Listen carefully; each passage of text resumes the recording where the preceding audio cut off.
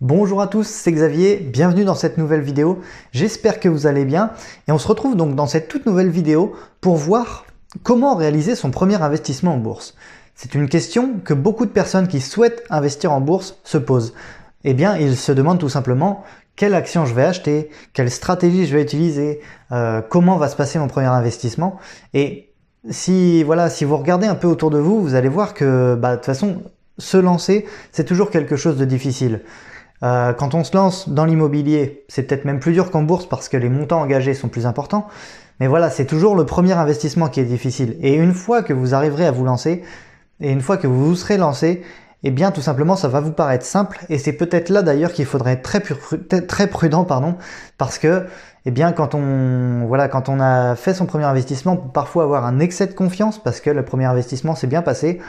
Et dans ce cas-là, on va parfois avoir tendance à acheter les mauvaises actions. A l'inverse, vous verrez parfois, si votre premier investissement malheureusement se passe mal, eh bien, vous verrez que vous aurez peut-être du mal à vous relancer par la suite. Et donc, c'est pour ça que j'avais envie de faire cette vidéo. C'est tout simplement pour voir quels sont, pour vous donner mes conseils en fait pour que votre premier investissement se passe bien et que vous entamiez votre carrière d'investisseur le mieux possible. Alors, j'ai décomposé cette vidéo en 3 éléments. Mais avant d'aborder ces 3 éléments, j'aimerais tout simplement vous inviter à télécharger dans la description mon livre, mon e-book qui se télécharge gratuitement et qui va vous permettre tout simplement de comprendre quelle stratégie d'investissement j'utilise, parce que peut-être que certains d'entre vous ne me connaissent pas encore. Mais je m'appelle Xavier et je suis investisseur en bourse depuis maintenant un peu plus de 3 ans et j'utilise une stratégie d'investissement un peu différente de beaucoup de youtubeurs, on va dire, c'est-à-dire que moi je ne trade pas du tout, je préfère faire de l'investissement sur le long terme pour toucher des dividendes. C'est de l'investissement dans la valeur, c'est-à-dire que j'investis vraiment dans l'entreprise, dans le but de créer de la valeur, dans le but de me créer un patrimoine financier et ça permet de se créer des revenus régulièrement plutôt que d'être dépendant du trading. Donc si vous n'êtes pas encore au courant de tout ce que je fais, téléchargez le livre disponible gratuitement dans la description. Il vous permettra de comprendre tout ce que je fais. Donc pour en revenir à la vidéo, comment réaliser son premier investissement? Tout simplement, le premier point essentiel pour moi, c'est de fixer à l'avance sa stratégie d'investissement. C'est quelque chose qui peut paraître un peu particulier parce que finalement beaucoup d'investisseurs n'ont pas de stratégie. Je m'explique. Quand on commence à investir en bourse, on a plusieurs choix. Soit on décide d'avoir beaucoup de rendement et de réaliser de l'investissement sur le court terme, c'est-à-dire qu'on va acheter une action dans le but de la revendre plus cher d'ici quelques semaines, quelques mois, maximum, on va dire 6 mois. Le problème, c'est que ça implique souvent une prise de risque importante. Là, c'est pareil, je vais m'expliquer. Quand on investit sur le court terme, il va falloir trader soit sur la nouvelle, c'est-à-dire trader sur des événements économiques qui se passent, par exemple, je sais pas, une annonce de la Fed, de la Banque centrale, ou bien une annonce, pour ceux qui traitent sur le pétrole, une annonce des stocks pétroliers. Ça va être des indicateurs dangereux parce que il y a toujours un imprévu, une sorte d'imprévu, et c'est pas forcément quelque chose de sûr. Le deuxième type d'investissement, c'est ce qu'on va appeler, le plus couramment le trading, c'est-à-dire de l'analyse graphique, qui va amener à acheter une action parce qu'on a remarqué au travers de cette analyse graphique que l'action va reprendre de la valeur dans les prochains mois, dans les prochaines semaines. Tout simplement, c'est pareil, je ne suis pas trop favorable à ce type d'investissement parce que certes, je connais des personnes qui gagnent beaucoup d'argent grâce à ça, mais d'ailleurs, je pourrais même dire qu'ils gagnaient parce que justement, c'est toujours le problème. On gagne beaucoup en bourse avec la stratégie de trading, on prend confiance en soi parce que on investit, on a remarqué que analyser une action et tout, ça pouvait marcher. Donc on analyse le cours de l'action, on analyse le graphique, on réalise le premier investissement, on se rend compte que ça marche et petit à petit on va investir de plus en plus. Sauf que tant que ça marche, ça va, mais le problème c'est que vu qu'on investit de plus en plus, le moment où on va se retrouver avec un mauvais investissement, on va perdre tout de suite énormément, ce qui va souvent faire d'ailleurs, je ne sais pas si vous avez lu certaines statistiques, notamment de l'INSEE ou de l'AMF, l'autorité des marchés financiers, qui rappelle que chaque année 75% des investisseurs, des traders, des investisseurs qui effectuent du trading se retrouvent avec une somme de 0 € sur leur compte en banque, tout simplement parce qu'ils ne maîtrisent pas leurs émotions, c'est-à-dire qu'ils vont investir un peu n'importe comment, soit c'est tout simplement qu'ils se font, on va dire, manger par les marchés financiers parce qu'ils n'avaient pas une stratégie adaptée. Donc voilà, vous comprenez un peu mieux, je pense, mon état d'esprit, et c'est vraiment pour ça que moi j'investis dans la valeur. C'est un investissement qui est beaucoup moins prisé parce que, bien sûr, il y a moins de rendement. Alors qu'est-ce qu'on entend par moins de rendement? Eh bien tout simplement, quand on fait du trading, on souhaite doubler, tripler, quadrupler sa mise en peu de temps. Quand on fait de l'investissement sur le long terme et dans la valeur, on va avoir des rendements beaucoup plus faibles. Pour tout vous dire, moi je vise des rendements, on va dire, allant de 8 à 15%. Sachant que le livret A rapporte moins de 1%, je vous rassure, c'est des performances qui sont tout à fait honorables. Sauf que certaines personnes visent toujours plus de rendement, et pour moi c'est un peu une erreur parce que vaut mieux se réserver un rendement qui est tout à fait correct. 8% c'est déjà quelque chose d'énorme, je trouve. Et ça va permettre petit à petit de se constituer un revenu grâce aux dividendes notamment. Et peut-être qu'on a un peu moins de rendement que le trading, mais en attendant c'est des revenus qui sont sûrs, parce que je vous expliquerai ça dans une autre partie de la vidéo et également dans mon e-book. Les dividendes c'est quelque chose qui est assez sûr et ça va vous permettre de vous assurer une nouvelle source de revenus. Le trading, comme je l'ai déjà expliqué, le problème c'est qu'on est dépendant parce que on est obligé chaque jour de surveiller le cours des actions, et ça c'est pareil, c'est quelque chose qui me plaisait pas tellement. Mais bon, pour en revenir au titre de cette vidéo, comme vous pouvez le voir, je m'égare toujours un petit peu dans mes vidéos, j'aime bien expliquer un peu ce que je fais, expliquer mon point de vue sur certaines choses.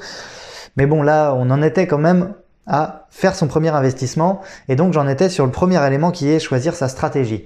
Donc vous l'avez compris, que vous optiez pour le trading ou pour l'investissement dans la valeur, déjà ça va influencer énormément votre premier investissement, parce que pour faire du trading, il va falloir énormément de connaissances, parce que vous avez un certain bagage à avoir pour pouvoir réaliser un premier investissement.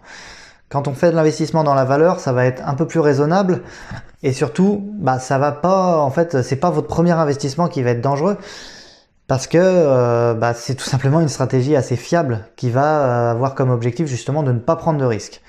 Mais bon, le titre de cette vidéo c'est faire son premier investissement, et donc pour répondre à vos interrogations, et bien tout simplement c'est avant de faire son premier investissement qu'il faut déterminer sa stratégie, c'est-à-dire qu'est-ce que vous voulez obtenir dans votre vie. Soit vous voulez énormément de résultats tout de suite, mais au détriment d'une prise de risque importante, soit vous voulez vous assurer un style de vie correct et un style de vie satisfaisant, tout en prenant des risques mesurés. Parce que je vous l'accorde, la bourse, il y a toujours une part de risque. C'est comme tout, même l'immobilier, on entend beaucoup de personnes vous dire l'immobilier c'est pas risqué. Certes, il n'y a pas de risque, logiquement il n'y a pas de risque. Sauf que on sait jamais, un locataire qui paye pas, un défaut de fabrication, énormément de choses peuvent venir plomber un investissement. Et donc il y a certaines choses, même d'ailleurs les placements d'épargne peuvent être risqués en cas de crise financière. Donc autant vous dire que l'argent n'est jamais sécurisé, mais l'important ça va être de trouver un équilibre. Soit vous optez pour beaucoup de rendement et beaucoup de prise de risque, soit vous optez pour un rendement un peu plus faible, mais une prise de risque beaucoup plus faible également. Donc c'est à vous de voir. Moi je sais que j'ai fait la part des choses, mais ça c'est vraiment quelque chose qu'il faut faire avant de faire son premier investissement. C'est-à-dire qu'il faut noter noir sur blanc ce que vous voulez obtenir. Alors ça c'était le premier élément, donc choisir sa stratégie, c'était le premier élément et surtout l'un des plus importants. Et j'avais une deuxième chose importante à vous dire dans cette vidéo, c'est qu'il ne faut jamais se laisser influencer par les autres. Ça c'est vraiment quelque chose qui fait que beaucoup de personnes perdent de l'argent en bourse. C'est vraiment le deuxième point de cette vidéo, c'est ne jamais se laisser influencer par les autres. Alors c'est pareil, je vais m'expliquer rapidement. En bourse, vous verrez que peu importe le site financier sur lequel on va, il va toujours y avoir un petit onglet conseil de l'analyste. En fait, c'est un analyste, on ne sait pas d'où il sort d'ailleurs cet analyste, ou alors ça va être conseil du fonds d'investissement, un tel. Et en gros, il va toujours y avoir un avis, par exemple acheter ou vendre ou renforcer ou alléger. Et on va vous dire, on vous donne un avis sur l'action que vous regardez. Sauf que le problème, c'est que ces avis souvent ils sont pas fondés. C'est véridique et d'ailleurs je l'ai vérifié à plusieurs reprises parce que à mes débuts, comme je vous dis, j'ai parfois suivi ces conseils-là. Heureusement pour moi, ça n'a pas été dramatique. J'ai pas perdu beaucoup. Pour tout vous dire, j'ai dû perdre 30 € sur mes premiers investissements. Je les ai largement rattrapés depuis, mais bon, ça, voilà, c'est toujours embêtant quand on perd de l'argent sur ses premiers investissements. Et c'est justement en voyant, j'ai suivi les conseils de ces analystes et j'ai perdu. Alors j'ai fait, il y a un problème, ils se considèrent comme des professionnels. Et au final, on perd de l'argent en suivant à la lettre. Et je dis bien à la lettre parce qu'ils disaient, il faut revendre dans 15 jours. Eh bien, j'ai revendu 15 jours après et croyez-moi, ça s'est pas passé comme prévu. Donc, finalement, j'ai décidé de noter noir sur blanc toutes les analyses, enfin tous les conseils des analystes, en notant la date à laquelle ils conseillaient de vendre. Et après, quand la date arrivait, je regardais. Et finalement, j'en ai conclu que 9 fois sur 10, ils avaient tort. Une fois sur 10, ils avaient raison, vous allez me dire. Mais bon, je trouve pas que ce soit un ratio très intéressant. Donc, ce que je vous conseille, c'est de vous faire votre propre avis.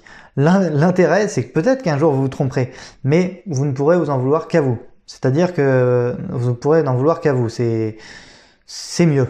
Vous me direz, peut-être certains préfèrent rejeter la faute sur l'autre, mais moi, personnellement, je préfère me dire, voilà, j'ai fait une mauvaise analyse, et puis peut-être me remettre en question, c'est-à-dire me dire, qu'est-ce que je peux faire pour ne pas refaire cette erreur.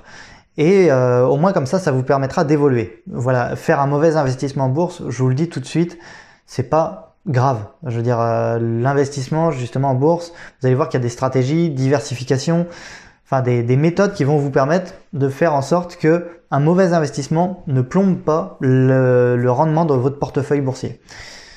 Et donc, ça c'était vraiment le deuxième conseil, c'est ne pas se fier aux conseils des investisseurs, mais également de votre famille. Ça c'est un deuxième point très important. Ne pas se fier aux conseils de votre famille qui va parfois vous dire non mais investis pas en bourse, c'est risqué, c'est trop dangereux, tu vas perdre ton temps et ton argent. Mais le problème c'est que si vous écoutez toutes ces personnes, vous investirez jamais en bourse, vous investirez jamais dans l'immobilier, vous n'irez jamais chercher des postes que vous pourriez pourtant obtenir avec un peu de persévérance. Et finalement, vous vous rendez vite compte que si vous écoutez les gens, vous irez peut-être nulle part. Donc je vous conseille à vraiment vous entourer de personnes qui vous motivent. Dans ce cas-là, je suis d'accord avec vous, il faut les écouter. Si c'est des personnes qui vous motivent à aller plus loin et à aller plus haut, là je vous comprends et écoutez ces personnes-là. Mais par contre, pour ce qui s'agit de stratégie, voilà, si une personne vous dit achète cette action, n'achetez pas bêtement. Faites dans le meilleur des cas, faites une analyse. Analysez l'action, dites-vous, voilà, peut-être qu'il a raison, mais faites-vous votre propre avis avant d'acheter. Et c'est également une question de relation, tout simplement parce que imaginez qu'un ami à vous vous dise achète cette action et que finalement vous achetez cette action et que cette action perde de la valeur, eh bien vous allez un peu lui en vouloir et c'est pas, moi je trouve pas ça bon de concilier l'amitié, la famille avec les investissements. Enfin, avec le business en général, en fait. Et d'ailleurs, faire rentrer l'argent dans les relations, c'est pas forcément une bonne chose. Donc ça, c'était vraiment le deuxième point, ne pas se laisser influencer par les autres. Vous allez voir très rapidement que ça vous aidera énormément. Et j'avais un troisième et dernier point pour conclure cette vidéo, mais c'est tout simplement de se former. Ça, vous allez le voir très rapidement. Quand on investit en bourse, quoi qu'on dise, il y a besoin de connaissances. Que ce soit de vocabulaire, tout simplement. Du vocabulaire, ça c'est quelque chose qui y perd beaucoup de personnes. Je sais pas moi, que ce soit le nom des indices boursiers, le CAC 40, le Nasdaq, le Forex. Beaucoup de personnes ne comprennent pas vraiment ce que c'est et pourtant elles achètent des actions qui font partie de ces indices-là.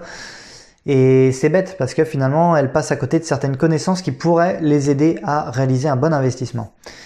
Après, ça, c'était des connaissances primaires. On va dire que le vocabulaire, c'est les premières connaissances, c'est les fondations.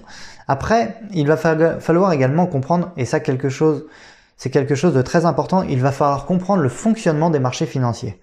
Ça va vous permettre de comprendre l'environnement, vraiment tout ce qui entoure les marchés financiers et qu'est-ce qui impacte le fonctionnement des marchés financiers. C'est-à-dire qu'une action, on va souvent croire que c'est les résultats de l'entreprise qui vont impacter le cours d'une action. Alors certes, ça va avoir un impact important. Mais il y a également énormément d'impacts différents. C'est-à-dire que quelque chose que beaucoup de personnes ne comprennent pas, c'est que c'est avant tout le moral des investisseurs qui va faire qu'une action va monter ou va descendre.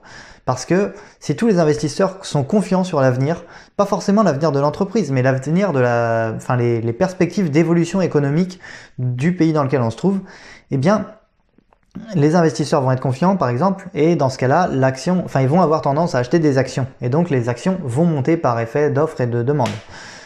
À l'inverse, quand on a un peu le moral à zéro et que les investisseurs ont le moral à zéro, eh bien, ils vont avoir tendance à se libérer, à alléger leur portefeuille, et dans ce cas-là, les actions vont descendre. Alors, évidemment, ça n'a pas un impact significatif forcément. Enfin, c'est un impact significatif, mais c'est pas forcément le plus gros impact. Mais en période de crise, par exemple, c'est forcément ce qui va avoir un impact considérable. Donc, pour se former, pour apprendre toutes ces choses-là, comprendre qu'est-ce qui fait qu'une action monte, qu'est-ce qui fait qu'une action descende, eh bien, tout simplement, je vous conseille à lire des livres. Je vous conseille également, bien sûr, à regarder mes vidéos. Moi, l'objectif de ma chaîne YouTube, c'est d'aider des personnes à investir en bourse. Et c'est pour ça que je fais beaucoup de vidéos gratuites.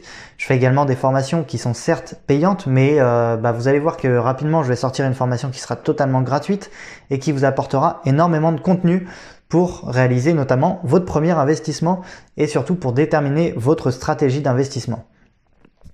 Mais bon, ça c'était d'un point de vue vidéo, mais vous pouvez également, donc comme je l'ai dit, vous former au travers des livres, vous formez au travers des articles. Sur Internet, on trouve énormément d'articles.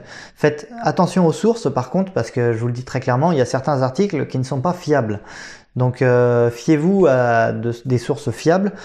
Et puis, vous pouvez également lire la presse. Ça, c'est quelque chose, beaucoup de personnes vous diront les journaux racontent n'importe quoi. Mais voilà, la presse économique, oui, j'ai oublié de préciser, la presse économique, pas les journaux traditionnels.